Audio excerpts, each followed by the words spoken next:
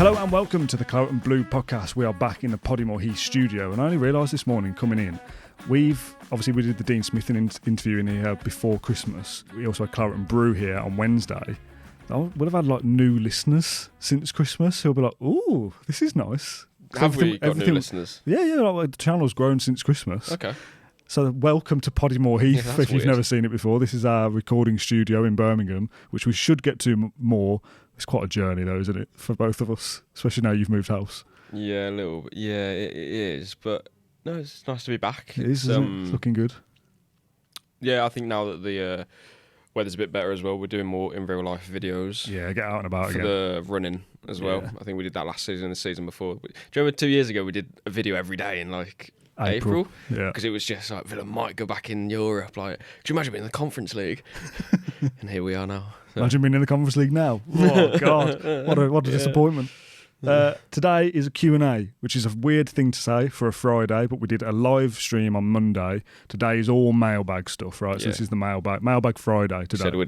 We said we'd get to it. Yeah, so there's plenty to get through. I'm going to dive straight into Alan Wright's Barber, first of all. He says, we need pace and we need a younger average age, yes, but we can't underestimate how much we need leadership in the summer transfer window. The drop-off without Mcginn and Tielemans has been a little scary. Top teams need leaders all across the pitch. Do you agree? Easier said than done, though, I think. How do you recruit leadership? And I think that's a major problem for us because... Is that older players? Yeah, primarily.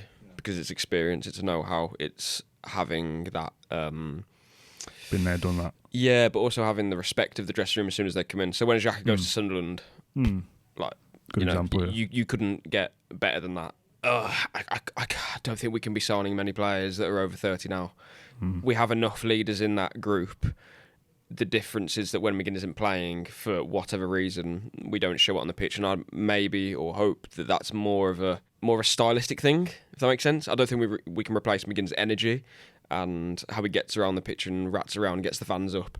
I think that can be replaced with the right profile of player. However, and I'm not saying these players are all going to stay in the summer, by the way, but between Emi Martins, Victor Lindelof, Tyrone Mings, Pau Torres, Yuri Tielemans, Mcginn, of course, Ollie Watkins, have I missed any of those out? Possibly. There's more than enough there, especially players who have won things before, Lindelof, Martins, Tielemans. So we have enough leadership in the group, I believe, but it's when we're missing one particular player in Mcginn, I think it really shows more than anything else. But I think if Mcginn was a left-sided centre-back, I think we'd probably be able to cope. But because he is what he is in the midfield, he's the engine room, he's everything there. I think that's what we miss more. And I don't think it's a surprise that we went after a player like Conor Gallagher again in January, a player who can facilitate that to a point. So yeah, this one's going to be important, but in terms of leadership and the average age, it doesn't work together. It would be a very simple fix if we had a young squad like a Chelsea, for example, and clearly they need more leadership, they need more captains. That's straightforward. For us though, we need to take the average age down, and kind of keep that strong mentality in the team. It's a difficult balance to strike. Yeah. On the aging squad, let's go straight into Come Dean With Me is back, and this time they've spelt it as Peter With, so good marks for listening to the last episode. John has recently discussed Senesi and Harry Wilson a few times as players that Villa could be interested in, both late 20s, both potentially going for their last big contract. If we are to pay both of them the type of wages I assume they would want, does that not continue to inflate two of our biggest problems? 1, an aging squad. 2, wages that are far too high for players who aren't guaranteed starters. Yeah. Good analysis of the situation there from Come Dean With Me. Yeah, the reason why I wouldn't mind it so much is just it's a free transfer. And I know there's a payment to the player, a signing on fee, agents or whatever. But simply, if Harry Wilson was 25, he'd be costing £35 million or something along those lines. I'd have thought probably more. Yeah. Senesi would be similar. So you are going to save a lot of money and bring in, if that was the case, 2 quality players or just 1 quality player. We've seen that with Tielemans. Have we signed any other free? Yeah, the guy that plays next to him. Of course, yeah, of course. But I think they are. Yeah, Kamara. I think Kamara and different in a way because they were never kind of at their peak already, if that makes sense. They were young enough to have a few years with Villa, and then you'd be looking at, for example, Tielemans now I think is 28, but he's spent 2 seasons with us already. Lindelof, of course, free transfer. That's more of a better example of a player who is has no resale value, essentially, but can certainly add something to the team, as we have seen. So I'm not against that. I think the issue is that when you spend on transfer fees for these older players, you are spending money with the knowledge that you're going to get none of it back or very little back. That's the problem, and we have done that a few times. But on the free transfers, usually if you're going to bring in players without paying transfer fee, they're going to be older because they've ran the contract down for a reason, to get a bigger move. Villa, I'd like to think, won't do anything irresponsible financially and offer players an amount of money that is, far and beyond what they deserve to be paid just to get them over the line. Because as I said before, also a free agent market is difficult because although I think Emery can mould players, it is the case of, well, if you want a right winger, as we do this summer, Harry Wilson, I think, or Sancho are the only 2. Very narrow there, like those players can do certain things, but not everything that you'd want from a right winger. So I hope that we recruit correctly in terms of, we want this profile of player, so buy that profile of player. If it so happens to be a free transfer, then brilliant. Or if we can think, let's bring in these 2 free transfers and then allocate money to this position because we want this player, I understand it. So it's all a big juggling act. But the question that's put forward is true. Bigger wage, older player. I do think the way that we remove or reduce that average age, however, is by selling players, though. Yeah, and agree. You've got a number of players there. I think we could probably, or maybe it is time to sort of, part ways with, kind of shake hands and say, thanks for your service. Probably best for everyone if we replenish. We're going to fly through these today because there's lots to get through and lots of different things. This one is from another reference to an old episode. Dan's Stoke City shirt. Do you know the reference here? No. Would you have listened to this one? No. Was there ever a situation where either of you could have supported a different team, is the question. The reference is, I don't know when this came about, it must have been me and Kendrick talking, and I did a work experience programme with Stoke City when I was, I don't know, 18 or whatever. And I had a week there with their, well, I thought it was a media thing, but it was actually when I got there, it was like... Don't want to miss my left back. Each day of the week was like a different department of the club. Okay. So I did media day 1, I think, and day 2 was like, I don't know, finance, accountants or whatever. Yeah. And I said like, I didn't think it was this. And they just put me in the media team for the rest of the week. So I got what I wanted out of it in the end. So that's the reference to the question asker. Was there ever a situation you could have supported someone different? No, not for me. No. My dad was there in 82. My mum is Villa. Her dad, so my granddad played for Villa as well. A few games. It's only Villa. It was the only way. It just reminded me of something completely random. There's a guy that, you know where my house is, so on like the other side, on the other road adjacent. The guy there, I speak to him every so often when I walk past, and I had Wilf in a little Villa kit last week, and he stopped me and said, "Oh yeah, Villa doing well at the minute or whatever," because we beat Lille. Can't remember. No, we're not. Well, actually, mate, I XG's down. And he said, I used to play for Villa. He was the youth team captain in like 1960 something. That's cool, yeah. And I was like, that's brilliant. Yeah. Haven't got his name, and I probably shouldn't share it if I did have it anyway, but yeah, that's a cool little interaction. Yeah. But yeah, my immediate family are all Villa. I have got Albion in the family, like on cousins and stuff. Don't think there's any Blues in our family. But like my dad was a Villa fan, or was. He is a Villa fan. Granddad was. Everyone else, as far as I'm aware, was as well. My dad went to the Villa when I was a kid. I would see him go off to games. Like that's all I ever really knew. So I couldn't, like, supporting a local team was out of the question anyway. But then the idea of like, well, I don't know, Arsenal are good at the moment, so I'm going to support them. Like that wasn't an option. No, it was I've never. There was never a kind of a oh well, I like that kit or something. Yeah. Or the earliest memory I have was walking up the steps of the Trinity Road. I was there for the West Ham game in January 2005, I think, or 2006. Can't quite remember now. And it was going to football training for my local team wearing the DWS Hummel kit. Yeah, nice. And that was it. I'd wear the Claret one, my twin would wear the yellow one. Nice. The away one. And that, from there, is just, Is that how you exploited the two apart? One's Claret, one's yellow? Yeah, I think we probably look more similar then than what we do now. Yeah. My son, as well, will only be a Villa fan if he's a football fan. He might not be into football, maybe. Do you know that, though? Well, I don't think he's got a choice. This is the point, right? This is a weird concept, kind of a different sort of way. But what if he said to you, "Oh, Daddy, I want to be a, I like Haaland." What would you do? I think you explained that's not how it works. Yeah, I think it's difficult territory because a lot of people will be like, "We can't tell your son what to do. You can't." But I think with this you can, or your daughter, obviously. But it's like, I don't think that's how football fandom works. And for some people that didn't get into Villa through family and they did pick Villa, I'm thinking like the international audiences that will have picked Villa for different reasons. That's a completely different kind of segment for me. I'm not saying they're worse fans, by the way, before anyone starts, but you know what I mean. My whole family is Villa. I wear the Villa stuff at home. My dad's hardly ever out of some kind of Villa tracky top when he goes round there and stuff, so you can't escape it. So if he says, "Oh yeah, I don't know," like you say, Haaland's brilliant for whoever at the moment. Haaland's hair and I like light blue. I want to play like him. Okay, that's fine, but that's not how supporting a club works, Wilf. I do feel like... Sit down, mate. Let me tell you how this works. I do feel like these days, maybe some younger audiences are more attracted to players rather than clubs, though. Yeah. Because they are like... Maybe this bleeds into some of the conversation we had in the Claret and Brew about how do the younger audience, there you go, that's the word for it, the younger generation get into Villa and to get into clubs.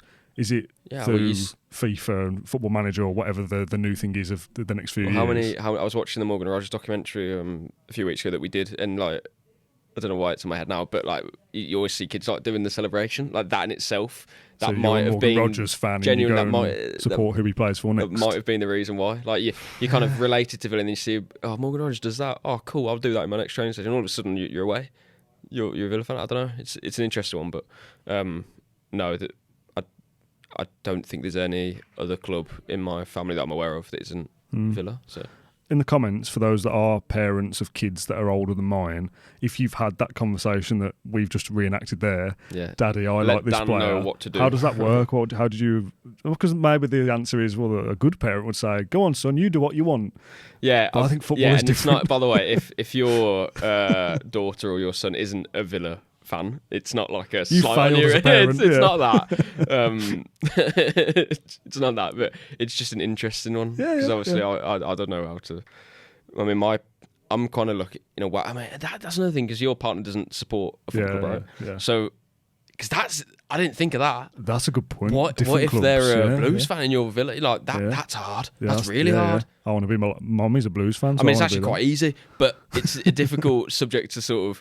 Like my partner's, she doesn't support an English club, so that's easier. Yeah. Like that they will be. You can have a foreign club and an English club. Yeah, it's not. Yeah, that I think is much more manageable. Yeah. But there'll be, again, not for our audience maybe necessarily, but like Liverpool and Everton. Which one do you pick? Or Daddy likes Liverpool, Mummy likes Everton. That's genuinely hard. I think that is on the kid. Why are we talking about this in so much detail? That is on the kid then. You make your decision then. Right, let's move on, shall we? Yanislav, does Onana play well when Villa play well, or do Villa play well when Onana plays well? I get it. I think we've seen it different times, right? But I would argue that we've seen more of it, of Onana plays better when Villa are better, but he's also a key contribution to that. Yeah. However, I would flip it the other way and say, well, Villa don't play well. I don't see Onana taking the game by the scruff of the neck. When that's kind of my thing for him. I said in my walk and talk, that is Onana. That's the Onana I want to see every week. And as I think I said in the podcast, actually, did I say in this podcast? I think so. I don't understand why we don't see that more often from Onana. You know? Yeah. I think we often say about Mcginn, right? When Mcginn plays well, Villa play well. He's playing well, and that makes the team better. I think Mcginn is a very obvious one. Yeah. Like, he sets the tone. Yeah. Villa play better because of Mcginn is playing well. As I think you're right. I think Onana's best games are when the team is good anyway. And that's not a slight on him necessarily. No, not necessarily. But it's definitely a point where he can improve on. He has all the physical attributes and all of the... He is the profile of a player who can dominate a midfield and help regain momentum for Villa. And he has done that in different points, but I want to see him do it more. Yeah. How many more points do you think we could have had if Kamara, Tielemans and Mcginn hadn't picked up their injuries when they did? Good question. From Ollie. We're currently on 54. I think we'd have Champions League in the bag by now. Oh, yeah. Definitely. Yeah. 100%. And that's... Can't say 100%. I can. It's frustrating because there's no excuse not to at least get a draw from Wolves, even though they've turned a bit of a corner. But that was kind of because it was against us. But like having Kamara there and Tielemans there, I don't think we'll lose that game. Bournemouth would probably win that, I think, because we played okay. But actually on the day, I don't think Bournemouth were anything particularly great. I actually think we'd probably nick that. Like, that's already 2 wins. Well, Man City are on 61, Arsenal are on 70. I think we'd be second. I think we'd have more points than Man City. It's only 6 more. Yeah, I think we'd be in and around that. I'm not saying we'd be in contention for winning the leagues. We'd still be a jump behind There's definitely Arsenal. a chance that we would be higher than City. Yes. Yeah. But I get, Champions League will be sewn up. And this is kind of why I get a bit frustrated about when and I get it, when we lose a game and we don't play well, I just think sometimes we are very reactionary when sometimes the most obvious thing is staring us in the face. And I just keep saying it, you are missing the 3 of your most influential players, but certainly players you can't do without, and probably in arguably the most important area of the pitch for this Villa team, because the structure is the most important thing. Yeah, Watkins hasn't been playing well up front and has only scored in like 8 different games this season or something, in like 43 or around those numbers. Yet we're still where we are, and I think a large part of that is because of the structure we have, and the players that are put in those positions. We knew that there was going to be a drop off without Kamara. I remember tapping away in the airport when he was ruled out for the rest of the season, and it was a 20% drop off. Tielemans was always going to be a drop off as well. We've seen that, but I think it's a family issue. We want to feel like, but we can replace those players, and we can still beat Leeds at home. We can still beat Brentford at home, and this is the Premier League. It's a very dangerous league to think like that. Yeah. The next question is from. Oh, you guess who it's from. What did I ever do to offend you, John? I'm a delicious chocolate egg. Why not just enjoy what I have to offer? Do you prefer hot cross buns, John? What do they have that I don't? Why is this Easter egg thing a thing? Why is this being asked by John Townley's Easter egg? What's the origin story of this? Because when my mum bought me Easter eggs as a kid, I'd sell them back to her. Which is mental, by the way. Like, as a concept. You know what? I feel like that would be there's still time for me. But if I ever make it as a, someone who makes money from a business or something, or in other words, a businessman. It all started back in the day. Yeah, John Townley used to sell. It's 2007. John has just watched Villa beat Burnley 5-2. Stuart Downing scored, and his mum's offered him an Easter egg. And he said, okay, cheers. A weekend later, he sold it back to her for a £1 profit. That would be my story. That was the levels of genius we were seeing back then. You can't teach it. What I thought you were about to say is, if I make it, I think it's a good, like, would I lie to you category. You get it out of an envelope in front of a studio audience. I used to sell my Easter eggs back to my mum. Because it's mental. It is mental. Because most kids would just go, thanks, Mum. Scoff it down, chocolate everywhere. Just get on with their life. Yeah. My mum texted me the day after I bought an Easter egg. Hi, I didn't pay for the Easter egg. I think the rate that used to be was £1 each for half a shell and around 50p for the buttons inside. Oh. So, yeah. Wow, there's an exchange rate going on that I wasn't aware of. Obviously, the inflation she hasn't quite factored in. No. Good. Do you want to stick it on the desk somewhere? Should say, Big Arrows, not sponsored by Maltesers, by the way. But if you're listening, Mr. Malteser, you want to get in touch with Mr. Guinness, please do get involved. Back to some football chat, shall we? From Douglas Louise's eSports. When we look at Unai and the way he's managed simultaneous European and Premier League campaigns compared to Newcastle and Forest, doesn't it show that our slow build-up play actually is a lot more sustainable than running around a lot, a la Eddie Howe? The downside of us having a slower pace of play and focusing more on passing is when we lose games, it looks abject and like we didn't put enough effort in. In British sports culture, I feel like we're a lot more forgiving of players who run around and put it in a lot in terms of physical effort when we lose, and it makes me think that when Villa lose, it sort of has this weird snowball effect where the crowd is frustrated at the perceived lack of effort and desire. The players therefore lose confidence more quickly, and hence the streaky losses. I definitely think there's something in that. Now, streaky losses is this season really. We've not really seen Villa lose too many on the spin before this season. You know, we always say, we lose one, we bounce straight back, right? Yeah, you tend to, yeah. But I do think, and I'm not suggesting what Villa's problems is this specifically, but again, the psychology of it, well, if you run around a bit and bust a gut, in this country we go, well, you work hard, fair play, give everything for the shirt. But sometimes does that just mask deficiencies elsewhere anyway? I think it's an interesting one because I think maybe some fans do have that kind of perception of if we lose, we haven't put the graft in. But I don't feel like that. No, I don't either. But I get that lack of urgency that we spoke about before. Yeah, lack of urgency, but I definitely, I mean, personally anyway, I always do link that back to, but that's because Emery wants control. Yeah. That's because we play in a very specific way that, again, every manager that I speak to always says it. We know exactly what we're going to do. And for us, it is the difference is quality in those specific moments, and more often than not, we've had that. And Emery has managed to coach us into these patterns of play where we will get the better of an opponent.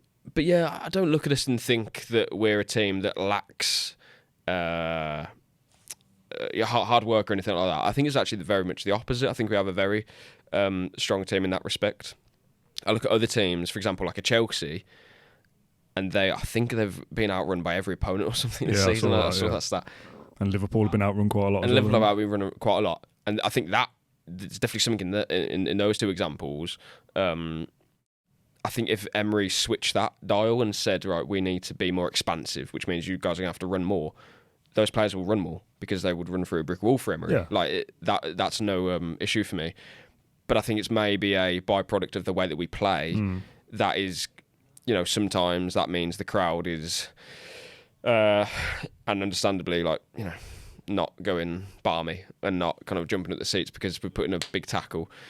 When Mcginn did that against a West Ham player, I can't quite remember who, that felt good because Mcginn, again, kind of like we said earlier, I don't think it's leadership in the way of, as we kind of all think it is sometimes, or we put it in a box of this is leadership. Mcginn gives us leadership by setting an example, by setting the tempo, by doing something that I don't think many of our players can do, and that's why we miss him so much. And that to us feels like leadership because he's running more than anyone, and he's hustling and bustling. That's definitely what he brings to the team as kind of a primary thing. Definitely something in it of control, and therefore the crowd probably gets a bit sort of frustrated and like, when it doesn't quite work. And we had to get over that, didn't we, as a fan base? I think Emery essentially coached us into understanding that this is how you play football at the top level now. And it's being calm and composed. We all understand that, I think. But I think sometimes we can maybe forget that sometimes we do have to put a foot on the ball and turn back to go forward. I seem to remember seeing a stat that was used last season, I think it was, to negatively perceive Villa as being not very good, that like most touches by a goalkeeper or least distance covered or something like that. I think there was a few of like Villa rank in the bottom three for a few of these things. It's like, that's what our style of play is. We play like that to get the results that we get that are up here. Like Villa might run around with it. They're putting the effort, fair play, lads. But if that leaves space and we concede, well, all right, I don't care that we run around a lot. I want us to win games. No, absolutely. And this is the kind of frustration for me. I think if we just had a better, maybe sound a little bit harsh, but at the same time, again, you look at the goals that we score across the team, and it's not many, kind of per player. Like Bailey Buendia has obviously had a great season, keep saying that. But if we had that bit more quality, like for example United by Mbuemo Cunha, lucky them. But that's, if we had a couple of players or even just one that kind of moves the needle of that attack, I think it'd be really dangerous. Yeah. To a point where if we miss Mcginn, it would be okay, because in those moments where we have, an opening, we'd kill a team because we have that quality. I remember that game against Burnley, random, a couple of years ago, where it's Diaby's like second or third appearance of the team. Yeah. I think it was in fact our third match of the season or fourth match of the season. Away. Yeah, and we were 2-0 up, I think. Cash, or it was 1-1 or 2-1. Cash scored both. And then it was like 73rd minute or something, and he was quite tight, and you're thinking like, oh, geez, don't like this. All of a sudden, we go down on the pitch, ball comes back, as you know, and then Diaby just slots it away, and you're thinking, he hasn't really had a touch in the second half. But just like that, the game's now been taken away from Burnley. Yeah. And that was the X factor that Diaby gave us, and for different reasons, it kind of, he dipped down and then come back up a little bit more, but that is the kind of gold dust that I do think we are missing, or that we have with Rodgers, but we need elsewhere too. So, yeah, we play in a very specific way, which can be not ideal for getting a crowd up, but at the same time, had we had a bit more quality, I think in certain moments of the season, would be home and hose in the Champions League, no problem. There's another couple of questions I want to combine here that are, again, kind of tactical, and you won't have the answer in terms of the specific numbers, but more of a kind of broader point. From McGinn's cushions, I was wondering how intrinsically linked McGinn's return is to Ollie Watkins' newfound form. Is it possible to check average player positions when in and out of possession to see if McGinn's all-round intensity and work rate allows the whole team on average to be further up or down the field, or gaps between defence and attack, favouring Ollie's natural talents of running channels? And from Jim, how far does Ollie Watkins run on average, and how does it compare to other forwards in other teams? Isn't running data really hard to get? Yeah, I don't know why. No, I don't. But it's not something that's provided on most stat providers, and the big one has gone in FBref. But they didn't do that anyway. So I don't know, but we do know that in previous seasons, Watkins was well up there for off-the-ball runs, runs into the channel, and pressures as well, high pressures. He was always up there under Dean Smith anyway. So he can do it. If he's been told to do it or not, we know he can. We know he could. Yeah. And McGinn's average position is an interesting one, not something that I have literally on me right now, but I don't think it's a coincidence that changes Watkins' form in a simple way that we do have more personality about us in the final third as well. Where not only are we that and more expressive, but just in general, I think we do dominate that bit more when McGinn is in the team, be it that we win the ball back higher up the pitch, or we have an out ball that will hold possession as well in McGinn. And I do think, again, similar to what we say about, Villa's form was really bad recently. We were missing some of Kamara, Tielemans, McGinn, key players. Watkins' form has been terrible this season. Our chance creation has been really low. Like, Watkins has had a poor season by his standards, but two things can be true. He's not also, he needs more service. And then our form going worse, as a team, we should have come together and played better, but equally, a big reason for that is that the engine room's gone, So we can criticise, but also have, kind of perspective that there is big reasons for that too. There's one example I can think of, and I can picture in my mind, and I'm probably going to describe this terribly, so I apologise to everybody listening and yourself.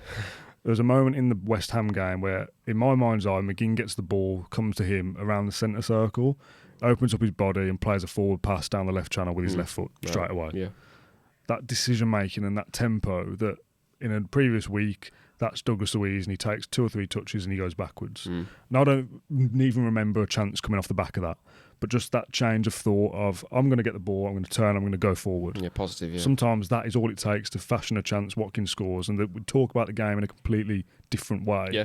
So it is decision-making as much as some things, and that's confidence, which we spoke about on Monday as well. And he's so versatile to a point where you can play him across any position, and that he would still pick up that ball when it was then, whenever that was, or it might have been 10 minutes later on the other side. It's still the same outcome. You can utilise him in so many different areas to so many different effects. That's why he's such an important player as well. Yeah, lots of questions about McGinn, actually.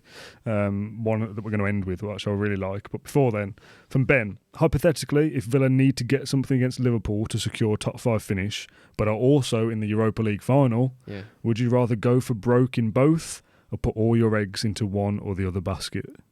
Easter eggs. That's hard. That's an hard question. Yeah, you've got to go strong for Liverpool and then go strong for Europa League. You have to. What if you lose to Liverpool, finish 6th, and then you've exhausted yourself for the Europa League final as well, and you don't win that? What if you make changes for Liverpool, lose that, and then you play a strong team? I think it's different to Kamara and Spurs for such obvious reasons. That didn't have to happen. But Liverpool to get into the Champions League and Europa League to win a trophy and obviously get in the Champions League, no one in hindsight could say, we should have just rested players for Liverpool. We would have beat them anyway. No, we don't know that. Or at least now, no one can predict that. Yeah, I think you would have to play just your strongest possible team for both. If you play strongest teams against Liverpool and McGinn gets injured, play strongest team then for the next game. And unfortunately it's without McGinn, but that's all you can do. Yeah. I don't think you can, if you pick one or the other, I don't think you can do that. Yeah, because and by the way, Dan, if that's a few days apart, we're going to play our strongest team against Porto if we get there, Bologna, and then against Forest, and then for Bologna and Fulham. I think we're at this Sunderland. We're at the point where it's going to be strong all the way. We're going to making changes, Lindelof come in and stuff, but it's going to, I don't think you can make 6 changes or something like that and it visibly be weaker. I think it'd both be strong. Yeah. Okay. Would you do that? Yeah, I'm just thinking about you surely just have to focus on the one that's coming up next, because if you did make changes for Liverpool, that's what I mean, and through the game essentially, Well, yeah, you might lose the Europa League final anyway, so you almost think, right, play your strongest team and beat Liverpool, finish top 5. You still obviously want to win the Europa League, but if you don't, you've at least got Champions League in the bag anyway. And you're just playing that game purely for the trophy. You kind of take away the Champions League context of it as well. You've got to just go strong. You relieve some kind of pressure, yeah. Because they're both huge rewards. Okay. From Steve. Hi, Dan and John. Can either of you reveal what it is with players having their hands or fingers bandaged up? I've noticed McGinn, Conte, Rodgers and Onana all seem to have it, as well as players from other teams. I did spot actually McGinn having it against West Ham and thought, oh, that's unusual. I've seen other players do it. McGinn hurt his hand against Man United, though. Do you remember that? No, I don't actually. That would explain it then. Well, I presume it's that. Conte does it all the time, though. He's done it for 5 years. He went down the right and then he put a cross tried to put a cross in the box. It was in the first half, and he kind of got pushed into the side netting, and afterwards he was like properly hurt. Yeah, do you remember that? Yeah, it was his hand. I'm pretty certain. That's probably why for that. But for Rodgers, I have no idea. It might just be like a. We saw like Codger do it, didn't we? Yeah. Codger and his guitar. Is it like a what's the word? Superstitious thing? Might be, yeah. Like I had my hand strapped up for one game. I was good in 4 years ago, so I'm going to keep doing it. Or maybe just the kind of it's what they like, or maybe it's like a, instead of having a wristband sort of thing or tape there, you put tape across because it's like a. Do you know what I mean? Maybe it might just suit them to do that. Maybe it just feels nice. Final question for this episode. We're going to start and end with Alan Wright's Barber. 2 questions in an episode. Unbelievable scenes. How much would you be willing to pay in the summer if you could sign an exact replica of John Mcginn, aged 23 again? Personally? Well... Wait. Villa? Villa, yeah. Villa, yeah, obviously. We're not going to be paying, are we? No, I don't know. I didn't like how yeah, I suppose, yeah, true. Alan Wright's Barber's given a sum of how much they would pay. What's your gut reaction to if you could sign a prime Mcginn again with 7 years younger or whatever? How much would they cost? Yeah. How much would I be willing to? Unfortunately, I hate to say it, but there's no number that I can give and it be realistic because I don't know if we can spend this amount. No. Like it's hard. You're kind of going to have to park that then, I think. Yeah. Because you'd probably say, well, he's worth 60. Well, I guess it's the same. Whatever I would want Villa to pay would also be what it's worth, if that makes sense. Yeah, it's a buyer's market. So I would say a young McGinn would cost about £50 million. That is exactly the number that Alan Wright's Barber says. 50 million was the first price that entered my head and took me 0.00001 seconds to decide that, yes, I would pay that. I'd flog the whole team if needed and play McGinn and 10 youngsters. If McGinn was younger, he would be worth around that fee, I think. Which is incredible, isn't it? Given what wasn't he? He was around... You know when Man United were interested in him a few years ago? Yeah? Wasn't that about 50? Was the rumoured... It might have been less, but I think that's maybe what the price tag would have been. Yeah. But I'd say about 50 million, yeah. Yeah, I think that's probably... I don't know, it's 50 million. Yeah. I think maybe more. But Onana is firstly younger. McGinn would be 23 in this instance. Oh, okay. Same age as Onana. Yeah, but that I would put them in about the same price, just simply because I think Onana's, again, he's got, like I said previously, he's got everything going for him, he just needs to do it. Yeah. And most teams, I think, would think that they can be the ones who can get that out of him. Yeah. I think Onana would have a higher ceiling than John McGinn. Because McGinn's ceiling is now. If that makes sense. Yeah. I don't think he'd be getting any better than this. So at 23, he's just a very good player. Whereas I think Onana could be, if he really did want to do it, could be a world-class midfielder. Yeah.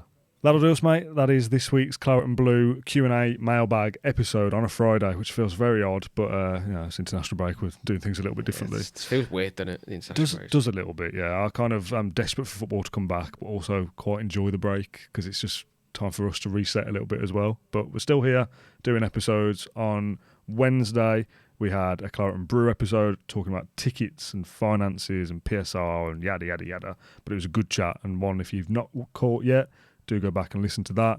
On Monday, we were live answering more questions. That might be a bit out of date now, but probably more West Ham focused, I suppose. But if you missed it, still definitely go worth a listen as well. Next week, we got plans for like a Villa social. We got another Claret and Brew. We'll do another Q&A somewhere, but it's all a bit pie in the sky at the moment. Not really sure what's happening when. Come the end of the week will be more sort of right, Villa are back against Bologna. Yeah, something's kind of letting look forward to. It's still too far away for me, but I think we're doing Monday, Wednesday, Friday is our schedule at the moment. That's what we've done this week, and we'll probably do the same next week. So if you are new and you got this far, then absolutely come back for something else. And there's loads to catch up on as well. Yeah. If you are looking in the international break, there's interviews, there's the Morgan Rogers documentary you referenced before, there's the race to Villa Park we did at the start of the season. There's loads of stuff. Search the archives, go back and have a listen. Right, John, thanks for joining me on this one.